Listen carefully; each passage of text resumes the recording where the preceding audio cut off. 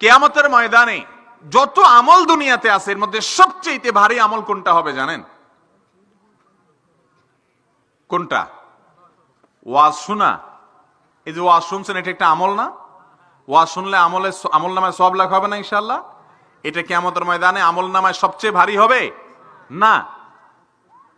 কোরআন তেলাওয়াত করলে আমল নামায় সবচেয়ে ভারী হবে সেটা না?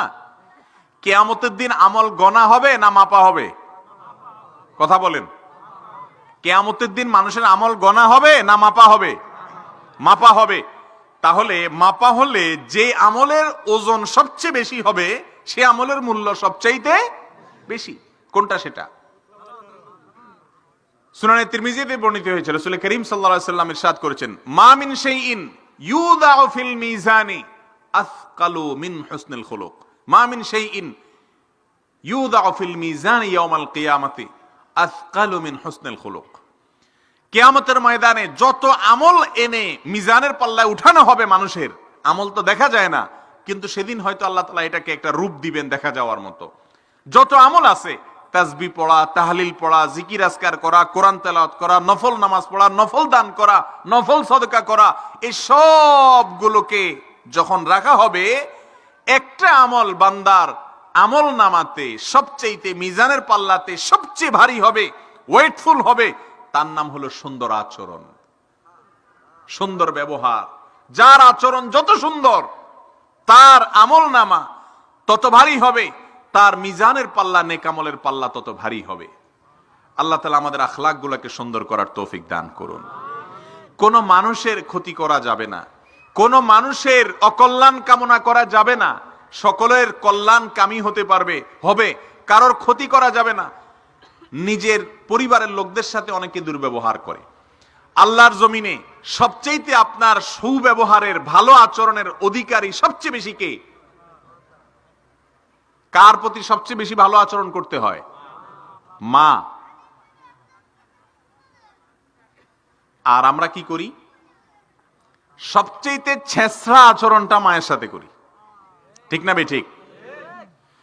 মায়ের সাথে যেরকম ছেঁচড়া আচরণ করা হয়, এরকম ছেঁচড়া আচরণ দুনিয়াতে আর কারোর সাথে করা হয় না।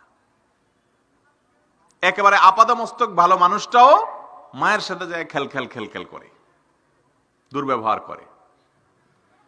বাবার সাথে করে, বউয়ের সাথে করে। বউয়ের সাথে বিয়ের পরে প্রথম করে না অবশ্য, প্রথম একটু মহব্বত থাকে কিছুদিন, এরপর আস্তে আস্তে সেটা কমতে থাকে। এরপর দুনিয়ার সবচেয়ে দুর্ব্যবহার করে কার সাথে?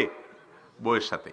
প্রিয় নবী সাল্লাল্লাহু আলাইহি সাল্লাম বলেছেন, তোমাদের মধ্যে যে ব্যক্তি তার পরিবারের মানুষের কাছে, এক হাদিসে আসছে তার স্ত্রীর কাছে ভালো, খায়রুকুম লিআহলি ওয়া আনা খায়রুকুম লিআহলি। নবীজি বলেছেন, তোমাদের মধ্যে মজলিসের মধ্যে সবচেয়ে ভালো মানুষ সে যে তার বউয়ের কাছে ভালো। এই জন্য রাসূল আকরাম সাল্লাল্লাহু আলাইহি সাল্লামের ভাষ্যগুলো খেয়াল করেন। মুমিন কখনো লাআন হতে পারে না, তাআন হতে পারে না, ফাহিশ হতে পারে না, বাযী হতে পারে না, নবী সাল্লাল্লাহু আলাইহি সাল্লামের ভাষা। ঈমানদার কখনো অন্যকে গালমন্দকারী হতে পারে না। আপনি গালমন্দ করার অভ্যাস আছে, তাহলে আপনি কখনো ভালো মুমিন হতে পারতেছেন না।